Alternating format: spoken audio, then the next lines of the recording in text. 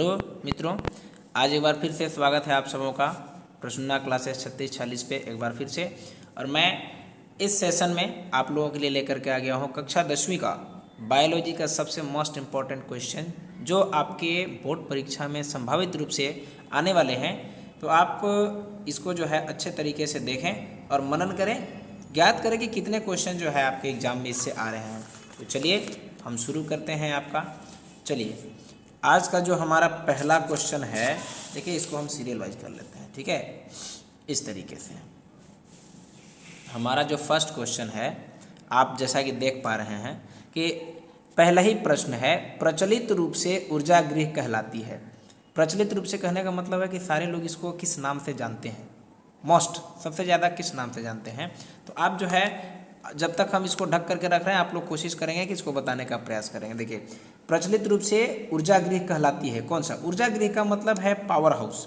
हम आपको बताए थे कुछ हमारे शरीर के अंदर ऐसी मेटाबॉलिक क्रियाएं होती हैं जिसके अंदर एनर्जी का हमारा स्टोरेज होता है, और वह स्टोरेज किस में होता है, किसके अंतर्गत होता है। तो आप देखिए क्लोरोप्लास्ट, पहला ऑप्शन कह रहा है क्लोरोप्लास्ट। क्लोरोप्लास्ट जो है यह पत्तियों में पाया जाने वाला एक ऐसा वर्णक है जिसकी उपस्थिति में ना प्रकाश संश्लेषण की क्रिया होती है। दूसरा है राइबोसोम। भाई देखिए क्लोरोप्लास्ट से हमें किसी प्रकार का कोई उस तरीके का एनर्जी नहीं मिलता है ना। अगला है राइबोसोम, ये जो है आपके कोशिका के अंगक हैं जिसके अंदर जो है राइबोज यानी शर्करा वगैरह का जो है इसमें संचन होता है। अगला देखते हैं माइटोकॉन्ड्रिया। ये माइटोकॉन्ड्रिया में मैंने आपको बताया था कि जब ये वर्क करते हैं तो इनमें जो हाइड्रोलिटिक करने की जो क्षमता होती है, जो हाइड्रोलिटिक को तोड़ करके एनर्जी हमको देती है ना, वो कौन होता है, माइटोकॉन्ड्रिया होता है। ये हमारा डीएनए में भी होता है, शुक्राणु में भी होता है। अगला है लाइसोसोम। ये भाई देखिए लाइसोसोम जो है यह इसको कहते हैं आत्महत्या की थैली। अगर कोई पूछ ले कभी कि इसको क्या कहते हैं, अगर कोई क्वेश्चन पूछ ले कि आत्महत्या की थैली या आत्मघाती थैली किसको कहते हैं, इंग्लिश में सुसाइड बैग किसको कहते हैं, वो कहते हैं लाइसोसोम को। फिलहाल हम लोग देखते हैं प्रचलित रूप से ऊर्जा गृह कहलाती है, तो वो कहलाती है स्टूडेंट्स माइटोकॉन्ड्रिया, ठीक है। चलिए चलते हैं हम लोग अब अगले प्रश्न के ऊपर, ठीक है। अगला देखिए कह रहा है कि आहार नाल की सी के आकार की संरचना है।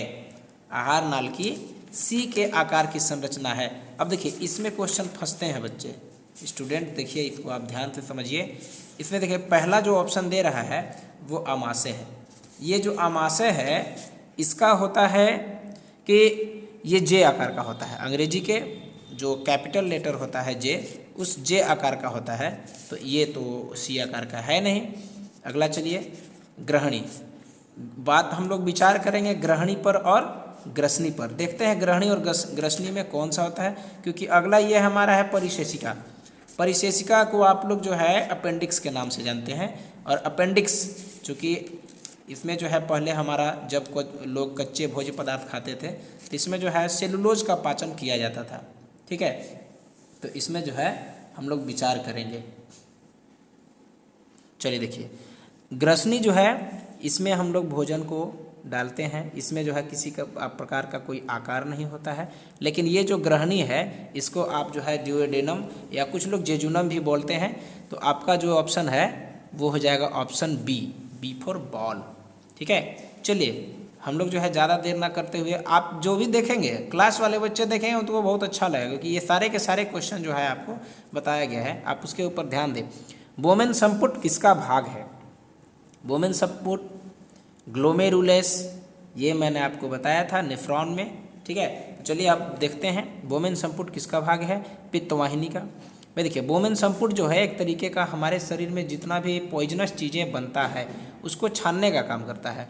तो भाई पित्त जो है हमारे रक्त में भी जितना या जो भी चीज़ हमारे शरीर में बनता है पॉइजन वो भी छानता है, लेकिन ये पित्त वाहिनी है, उसमें पित्त को ढोने वाला जो क्या बोलते हैं जो नलियाँ हैं उस नलियों को बोलते हैं वाहिनी, ठीक है। तो यहाँ पे पित्त को ढोने वाला वाहिनी है, तो ये तो होगा नहीं।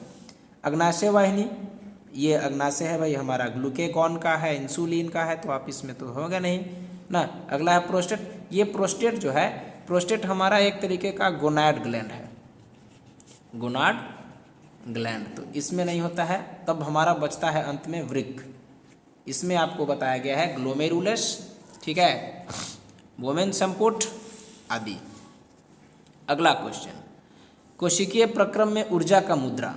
देखिए कभी भी आपको अगर ये देखिए कोशिकीय प्रक्रम में ऊर्जा मुद्रा है, ऊर्जा मुद्रा कभी भी देखिए ऊर्जा अगर आ जाए, कोशिकीय प्रक्रम आ जाए या हमारे शरीर में बनता है ऊर्जा, वो क्या उसका यूनिट क्या है, तो आप सीधे सीधे देखेंगे वहाँ पे एटीपी, एटीपी वाला या एडीपी वाला कहीं भी आपको दिखता है तो समझ जाइए कि हमारे श्वसन संबंधी है, हमारे कोशिका के प्रक्रम में जो एनर्जी बनाता है वो कौन है, एटीपी है। आप सीधी सीधी देख लीजिए इसको। आप नेक्स्ट क्वेश्चन देखते हैं।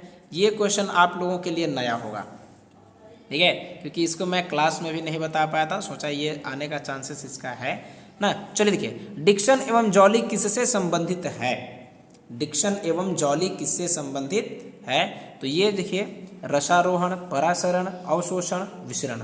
तो देखिए हम लोग चलते हैं एक तरफ से, रसारोहण का मतलब होता है ऐसा आरोहण या ऐसा विसरण, एक तरफ से आदान प्रदान कर सकते हैं जिसमें रसों का आरोहण होता है, यानी कि जो पादप में पाए जाते हैं, जो भी जाइलम और फ्लोएम के थ्रू जो भी बहते हैं, जैसे मान लीजिए खनिज जाते हैं, जल जाते हैं, निर्मित भोज्य पदार्थ जाते हैं, तो उसमें जो बहता है उसको कहते हैं रसारोहण।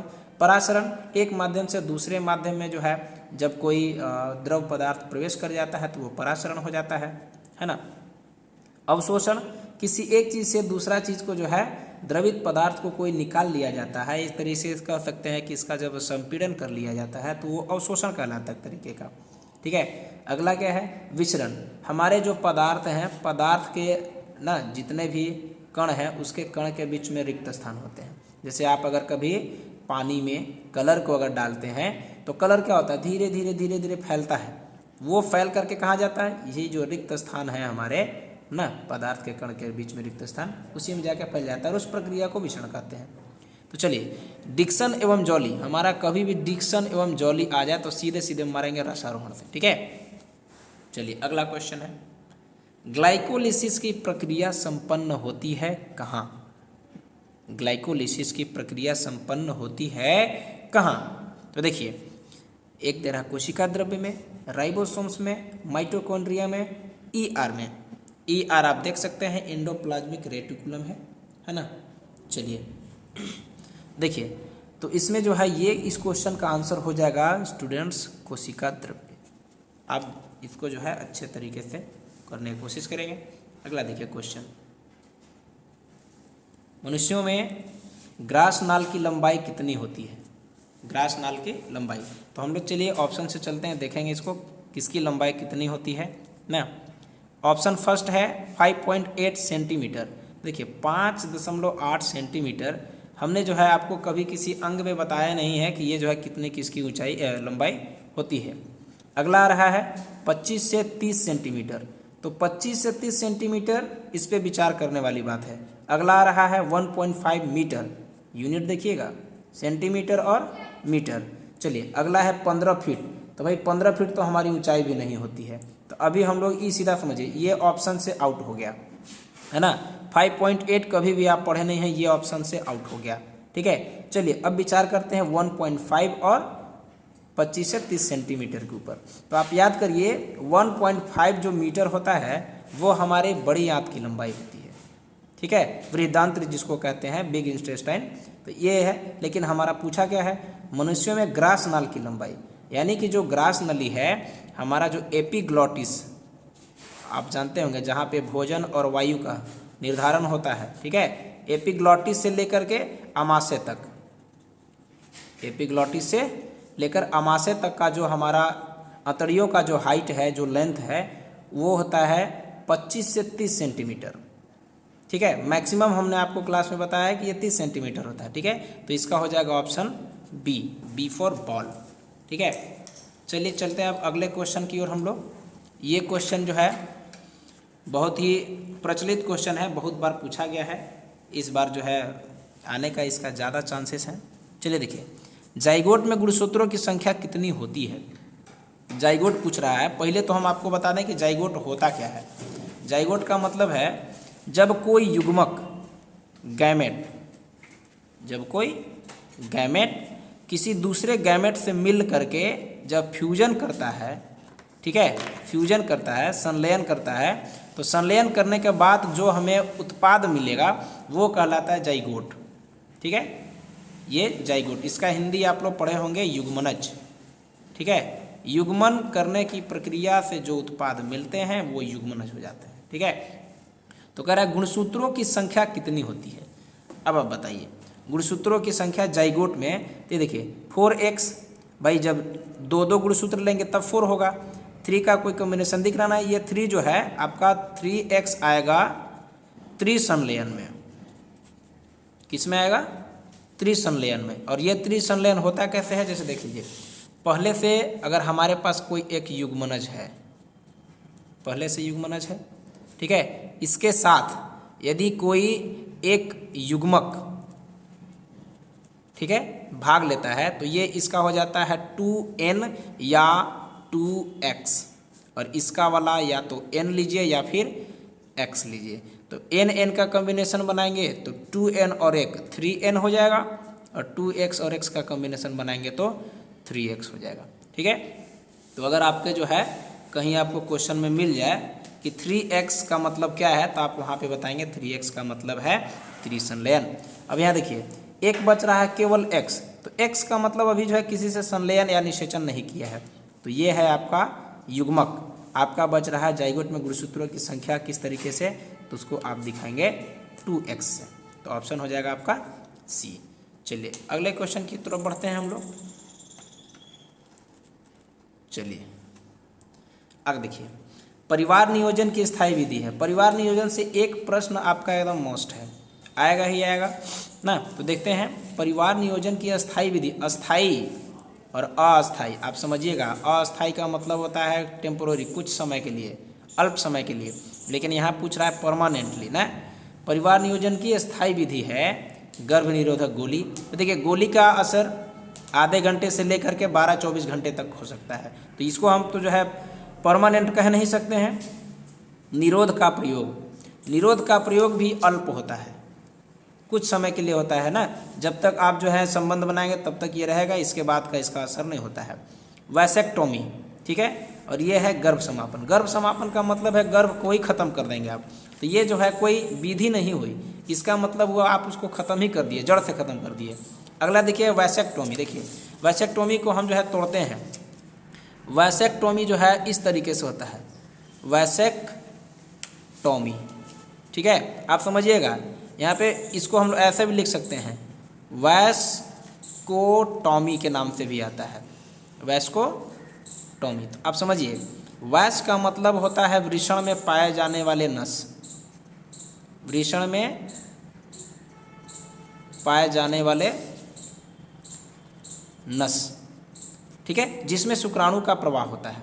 ठीक है, ये है वैसेक्टोमी, यानी कि वास, वास का मतलब को वही है कारक। टॉमी, टॉमी का मतलब होता है काटना, टॉमी का क्या मतलब है? काटना। वास्कोटॉमी यानी वास को काट दो, वास को जब काट देंगे तो जिसमें शुक्राणु बहेगा ही नहीं, तो क्या निषेचन होने का कोई औचित्य है? नहीं है। तो इसीलिए इसको कहते हैं वैस्कोटोमी। तो जहाँ भी अगर आपको वैस्कोटोमी मिल जाए तो आप समझ लेंगे ये क्या है, एक तरीके का परिवार नियोजन की स्थायी विधि है। और इससे ये क्वेश्चन और भी आ सकता है कि वैस्कोटोमी किस में होता है, पुरुषों में होता है या महिलाओं में होता है। ठीक है, मादा में होगा या नर में होगा, तो ये जो है नर में होता है। ठीक है, चलिए वैस्कोटोमी। अगला क्वेश्चन है, निम्न में से कौन सा यौन संचारित रोग नहीं है? इसको ध्यान दीजिएगा, है और नहीं है, बच्चे यही कंफ्यूज हो जाते हैं। निम्न में से कौन सा यौन संचारित रोग नहीं है? तो आप देखिए, सिफिलिस, हेपेटाइटिस, एड्स, सुजाक। अब बताइए नहीं है, तो देखिए हम आपको जो है रोग में पढ़ाए थे, यौन संचारित रोग को STD भी कहते हैं, आप समझिएगा, STD। एक क्वेश्चन आ गया था भाई STD क्या है, बच्चे कंफ्यूज हो गए, परेशान हो गए, सर जी तो पढ़ावे नहीं किए हैं। STD का मतलब है सेक्सुअल, ठीक है, ट्रांसमिटेड डिजीज ना, सेक्सुअल ट्रांसमिटेड डिजीज, STD। इसका मतलब है यौन संचारित रोग, यौन संचारित रोग, ऐसे रोग जो यौन संबंध के समय फैलते हैं, ठीक है, किसी भी ना वायरस के द्वारा, बैक्टीरिया द्वारा, या पहले से कोई अगर रोग है उसके द्वारा फैलते हैं तो उसको कहते हैं यौन संचारित रोग। तो इसमें सिफिलिस है, आपका एड्स भी है, रिट्रोवायरस के द्वारा फैलता है, सुजाक भी है जिसको आप इंग्लिश में गनोरिया कहते हैं ना। चलिए, तो इसमें बच रहा है आपका हेपेटाइटिस। ये जो है आपका यकृत संबंधी रोग है। यदि आपके शरीर में हेपेटिक सेल की कमी हो जाएगी ना, हेपेटिक कोशिका की कमी हो जाएगी, तब इसको हो जाता है हेपेटाइटिस रोग। अगला क्वेश्चन है, मानव में भ्रूण को पोषण मिलता है, कहाँ से मिलता है? हम लोग जो है प्रत्यक्ष रूप से किसी भी चीज़ को खा लेते हैं, भूख लगता है बता देते हैं, लेकिन जो गर्भ में बच्चा पल रहा है उसको कैसे मिलता है पोषण? तो देखिए, मानव में भ्रूण का जो पोषण होता है अंडाशय से नहीं होता है, क्योंकि अंडाशय जो है, अंडाशय से केवल अंडाणु निकलते हैं और जा करके वो फैलोपियन ट्यूब में अंडवाहिनी में निषेचन करते हैं। तो यानी कि अंडाशय और अंडवाहिनी दोनों हो गए इस ऑप्शन से आउट। पहले आपको, अगर आप दिमाग लगाएंगे तो ऑप्शन को 1/2 कर लेंगे तो आपको करने में ज़्यादा अच्छा होगा। अब देखिए, बचता है हमारे पास प्लेसेंटा और वृक। वृक का काम है छानना। क्या काम है इसका? छानना, शुद्ध करना किसी भी चीज़ को। जल, जितने भी द्रवित पदार्थ आते हैं उसको शुद्ध करता है ये। तो बच क्या रहा है? प्लेसेंटा। तो जो है मानव में भ्रूण को पोषण किससे मिलता है? प्लेसेंटा से। इसको हिंदी में अपरा भी कहते हैं, ठीक है। अगर अपरा ऑप्शन में आ जाए तो हड़बड़ाने की जरूरत नहीं है। चलिए अगला क्वेश्चन पे देखते हैं। ले, अगला क्वेश्चन में चैनल का नाम आ गया जी। चलिए, जब नाम आ गया है तो इसको भी आप लोग एक बार बढ़िया से देख लीजिए। ई वाला तनी जो दिख रहा है ना, रेड वाला, इसको ऊपर थोड़ा सा ध्यान दीजिए, थोड़ा सा मार दीजिएगा एक अंगूठा, ठीक है। चलिए अगला क्वेश्चन की तरफ हम लोग बढ़ते हैं। अभी और क्वेश्चन है, हमने आपको और कलेक्शन किया है। चलिए अब देखिए, आपका कुछ क्वेश्चन पर्सनली हम जो है जेनेटिक्स से उठा लिए हैं, ठीक है। चलिए इस तरीके से आइए। बाकी क्वेश्चन अगर आपको किसी प्रश्न में दिक्कत है, परेशानी आ रही होगी, तो आप कमेंट में डाल करके उस क्वेश्चन का डायरेक्टली आंसर पूछ सकते हैं, ठीक है। चलिए अगला क्वेश्चन कह रहा है, टी.एच. मॉर्गन ने अनुवांशिक प्रयोग किस पर किए? TH. Morgan, Thomas Hunt Morgan, Thomas Hunt Morgan ने अनुवांशिक प्रयोग किस पर किया था? तो देखिए, घरेलू मक्खी, बालू मक्खी, फल मक्खी, मछली। भाई देखिए, वो जो प्रयोग किए थे तो मक्खी पर किए थे, किसी न किसी प्रकार के मक्खी पर किए थे। यहाँ दे रहा है मछली, मछली तो हो गया आउट। कुछ बच्चे देखिए दिमाग लगाते हैं, सोचते हैं यहाँ भी मक्खी है, यहाँ भी मक्खी है, यहाँ भी मक्खी है, ये मछली सबसे लगा मारे करा, गलत हो जाएगा। दिमाग लगाइए। घरेलू मक्खी, बालू मक्खी, जो मक्खी बालू में पाया जाता है उसके ऊपर ही किया ही नहीं था, क्योंकि हमको कभी भी जेनेटिक्स में, क्लास 10वीं की जेनेटिक्स में बालू मक्खी का प्रयोग नहीं हुआ है। घरेलू मक्खी और फल मक्खी। तो यहाँ देखिए, अब इसमें जो है जो भी थोड़ा सा पढ़े होंगे, क्योंकि ये जेनेटिक्स जो है ना, अनुवांशिक थोड़ा सा पेचीदा होता है, तो आप इसका आंसर हो जाएगा फल मक्खी, ठीक है। इसको आप लोग अच्छे से कर लीजिए। नेक्स्ट देखते हैं। ये देखिए क्वेश्चन, आप लोगों का फेवरेट क्वेश्चन आ गया। पृथक्करण का नियम प्रस्तुत किया था? Law of segregation, Charles Darwin, Hugo de Vries, Gregor John Mendel या रॉबर्ट हुक? भाई देखिए, यहाँ पृथक्करण का नियम में जो है चार्ल्स डार्विन दिए हैं आप नेचुरल सिलेक्शन का, ठीक है। तो ये तो हो गए आउट, ठीक है, विकास में आ जाएंगे। रॉबर्ट हुक ने किया था आपके कोशिका का खोज, ठीक है, रक्त को बताया था, तो ये भी हो गए आउट। आपका बचा ह्यूगो डी व्रीज और John Mendel. Hugo de Vries भी जो है आपका उत्परिवर्तन में शामिल है, तो ये इनका जो है पृथक्करण में कोई योगदान उतना था नहीं, इसलिए आपका ऑप्शन बचता है ग्रेगर जॉन मेंडल। ऑप्शन हो जाएगा आपका कौन सा? सी। चलिए क्वेश्चन आप अच्छे से देख लीजिए ना। नेक्स्ट क्वेश्चन की तरफ चलते हैं हम लोग। ये क्वेश्चन जो है बार बार पूछा जाता है और आते हैं। पुरुष में गुणसूत्र की संख्या कितनी होती है? समझिए बात, गुणसूत्र पूछा है, संख्या पूछा है, जोड़ी में नहीं देना आंसर। यहाँ देखिए 44 + XX, भाई जिसमें समान, इसको बोलते हैं एक्स काय, एक्स बॉडी। इसको जो है अर्नस्ट हैकल ने इसका सिद्धांत बताया था एक्स बॉडी का, ठीक है। तो XX जिसमें समान है वो तो हो नहीं सकता, वो महिला का हो गया। 44 + XY, 44 + XY, तो ये एक्स बॉडी आधारीय हो गया और वाई जो क्रोमोजोम है वो हो जाते हैं आपके लिंग निर्धारक क्रोमोजोम। ठीक है, अगला है 46 प्लस XX में देखिए 46 तो है, ये है टोटल 46 होबे करता है, XX हो जाएगा तो आपको क्लाइनफेल्टर सिंड्रोम हो जाएगा। ठीक है, लड़का लड़की की तरह बोलने लगेगा, लड़की लड़का की तरह बात करने लगेगा, तो ये भाई गड़बड़ है। यहाँ पे देखिए वही चीज़ें हैं, तो ये दोनों हो गए आउट, C और D हो गया आउट। XX क्योंकि पुरुष पूछा है तो ये भी आउट हो गया, बचा कौन सा, ऑप्शन B। तो आप इस तरीके से भी दिमाग लगा सकते हैं।